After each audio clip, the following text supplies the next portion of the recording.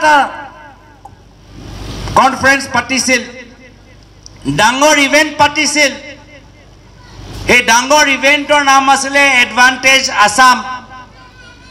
বহুত কোটি কোটি টকা তাত খৰচ কৰিলে এডভান্টেজ আসাম কয় আমাক এনেকুৱা বুজালে যে থলুৱা মানুহৰ উন্নতি হ'ব থলুৱা মানুহৰ লাভ হ'ব এতিয়াহে আমি গম পাই গৈছো ঠাই ঠাই মানুহবোৰ এতিয়া প্ৰতিবাদ কৰি আছে কোকৰাঝাৰত প্ৰতিবাদ কৰি আছে গোৱালপাৰাত প্ৰতিবাদ কৰি আছে আমি গম পাইছো হিমন্ত বিশ্ব শৰ্মা ডাঙৰীয়া এডভান্টেজ আসাম নিবিচাৰে হিমন্ত বিশ্ব শৰ্মা ডাঙৰীয়া এডভান্টেজ আদানী বিচাৰে তেওঁ এডভান্টেজ আসাম নিবিচাৰে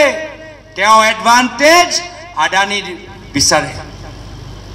আৰু দুখৰ কথা যে আপোনালোকৰ ইউপিপিএলৰ চৰকাৰ আজি হিমন্ত বিশ্ব শৰ্মা ডাঙৰীয়া যিয়ে কয় সেইখিনি কথা মানি লয় যি কয় সেইখিনি কথা মানি লয় আমাৰো অভিজ্ঞতা আছে কংগ্ৰেছ দলৰ ভিতৰত আমাৰ নেতৃত্ব আছে আমাৰ কেন্দ্ৰীয় নেতৃত্ব আছে আমাতকৈ আৰু ওপৰত যেতিয়া আমাৰ কংগ্ৰেছৰ চৰকাৰ আছিল তৰুণ গগৈদেৱ অসমৰ মুখ্যমন্ত্ৰী আছিল সেই সময়তো কেন্দ্ৰীয় নেতৃত্বই কেতিয়াবা নিৰ্দেশ দিয়ে যে অসমত এনেকৈ কাম হ'ব লাগে কিন্তু প্ৰায়তো তৰুণ গগৈদেৱ সদায় কৈছিল যে যদি অসমৰ ক্ষতি হয় তেতিয়া মই নিজৰ দলৰ কেন্দ্ৰীয় নেতৃত্বকো মই বিৰোধিতা কৰিম অসমৰ স্বাৰ্থত মই কেন্দ্ৰীয় নেতৃত্বৰ লগতো নিজৰ দলৰ কেন্দ্ৰীয় নেতৃত্বৰ লগতো মই যুঁজিম তেওঁ যেতিয়া সাংসদ হৈছিল বহুত বছৰ আগত তেতিয়াই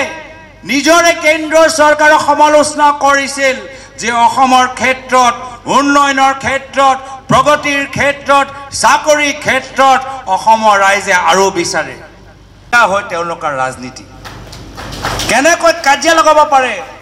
কেনেকৈ সংঘাত লগাব পাৰে কেনেকৈ ঘৃণা সৃষ্টি কৰিব পাৰে কেনেকৈ হিংসা সৃষ্টি কৰিব পাৰে এয়া হ'ল বিজেপি দল চাওক আমাৰ ওচৰৰ ৰাজ্য মণিপুৰত এই যিমান তেওঁলোকে হিংসা সৃষ্টি কৰিলে এতিয়া মণিপুৰত দুভাগ কৰি দিলে আমি অসমৰ ভিতৰত দ্বিতীয় মণিপুৰ আমি হ'বলৈ নিদিওঁ আমি অসমৰ ভিতৰত দ্বিতীয় মণিপুৰ হ'বলৈ নিদিওঁ যেতিয়ালৈকে কংগ্ৰেছ আছে বড়ো হওক কাৰ্বি হওক হিন্দী স্পিকিং হওক গোৰ্খা হওক অসমীয়া হওক বঙালী হওক ভাষিক সংখ্যালঘু হওক মাইনৰিটি মানুহ হওক সকলৰ মাজত আমি শান্তি আৰু সমন্বয় আমি বজাই ৰাখিম শান্তি আৰু সমন্বয় আমি ধৰি ৰাখিম আজি এয়া হ'ল হিমন্ত বিশ্ব শৰ্মা ডাঙৰীয়া ৰণকৌশল যে কেনেকৈ ক্ষমতাৰ কাৰণে চকীটো ধৰি ৰাখিবলৈ কাৰণে সমাজৰ দুটা ভাগৰ মাজত কেনেকৈ কাজিয়া লগাব পাৰে এটা ইতিহাসৰ জিন্না আমি শুনিছিলো আৰু এতিয়া বৰ্তমানৰ অসমৰ জিন্না হৈছে হিমন্ত বিশ্ব শৰ্মা ডাঙৰীয়া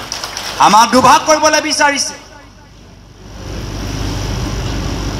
কিন্তু আমি মহাত্মা গান্ধীৰ দল মৌলানা আবুল কালাম আজাদৰ দল